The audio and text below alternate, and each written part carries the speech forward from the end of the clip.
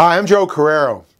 Do they think we're stupid? They actually believe that they're representing the welfare of our citizens and our country's future by spinning the condition of the economy to us? Do you remember just a couple of years ago when Bush's people were telling us that the economy was strong and that Americans were better off than they've ever been? I kept wondering about who those Americans were, since all the average Joes I knew were worse off. We knew we were in a recession back then and that things were getting worse, not better. But the government knew that they had to put a positive spin so that they can continue to spend our tax dollars to fund an inefficient and corruptible government to protect big business. We can now observe who those Americans were who were better off. It was the heads of corporations receiving bonuses and golden parachutes from board of directors whose companies were essentially unregulated by government regulation. It was those in business with the government who received inflated contracts through their political influence by making contributions to our elected officials and hiring lobbyists who bought the votes they needed to succeed. It was even those in government who received over-the-top salaries, expenses, perks, and other personal benefits voting on behalf of special interests that provided them guaranteed riskless compensation their constituents can only dream of receiving. I'm talking about members of Congress. Now we have the Obama administration telling us average Joes and Janes not to worry because they know what they are doing. And that one answer to this economic dilemma they put us in is a term used on sinking ships: bailouts. What they don't realize is that you should first take the time to plug the holes, or you're going to spend all your time, effort, and resources bailing without any hope of successfully sailing off into the future. We're hearing from the Obama folks that these billions and now trillions we're spending on bailouts, TARPs, and stimulus packages are going to bring our economy back. For who?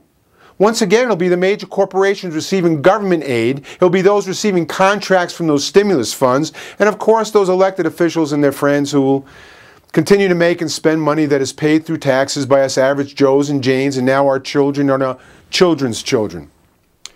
From an average Joe perspective, wouldn't it have been better for us to have a stimulus being driven by consumers rather than by a government in collusion with big business? For example, if the government was hell-bent on spending our money to stimulate the economy, what about a green solution? A green solution that could actually benefit the average consumer.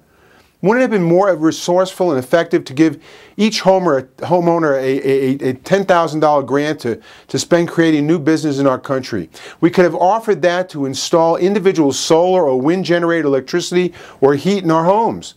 That would have not only allowed homeowners to eliminate much of their monthly utility expenses, thus being able to pay their mortgages, but would have created an industry dedicated to manufacturing such government-regulated systems totally here in the United States, using American ingenuity and workers for manufacturing all its parts and installations for $10,000 or less. Don't you think with that kind of demand, market, and incentive that manufacturing businesses would be sprouting up all over our country to provide that product? And how many jobs would that create? And how much more consumer disposable income would be created every month, flowing to help our economy recover by saving money on utility bills? And what if we did the same thing with other products that would create new markets for innovation? If we were going to spend our money to stimulate the economy, why not use it to help the average Joe and Jane survive the current crisis and create a vibrant economy in the future, rather than the doom of a future preceded by continual borrowing more money for bailouts of those whose decisions got us in this mess to begin with? We need to start by plugging the hole. Unfortunately, those making these decisions on our behalf are not only these same brilliant minds who created those holes, but who are now putting us in a hole so deep that it reaches to China. Didn't we just vote for a change in how our government was operating and who it was representing? I guess the average Bush, Obama, and members of Congress have never experienced what it's like to live like the average Joe.